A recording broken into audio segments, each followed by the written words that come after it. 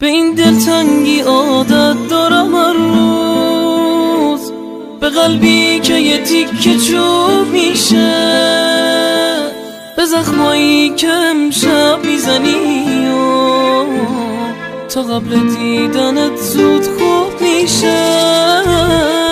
به این دلتنگی عادت دارم هر روز، به این که ساده دارم میرم از یاد، به چشمایی که بستن یاد میدی زمانی که دلش آغوش میخواد.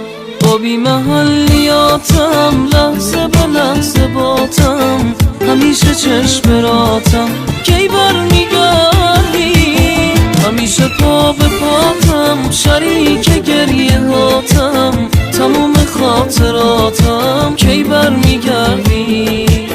با بی محلیاتم لحظه به لحظه باتم، همیشه چشم راتم کی برمیگردی، همیشه پا به پاتم شریک گریه هاتم، تموم خاطراتم کی برمیگردی.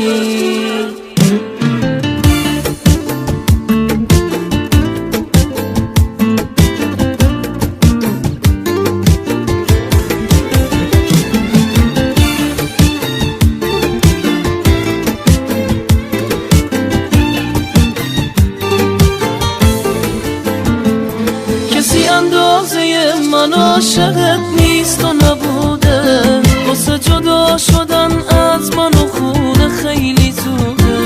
بیا بمون کنار من، بذار تموم شه دردم، چه شبایی که واسه عشقمون گریه نکردم. جای شونه تو سرم رو شونه دیواره، دلم وقتی کنار من نباشی غصه داره.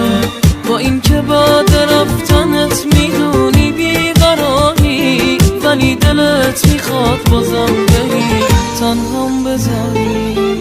با بی محلیاتم لحظه به لحظه باتم، همیشه چشم راتم کی برمیگردی، همیشه پا به پاتم شریک گریه هاتم، تموم خاطراتم کی برمیگردی.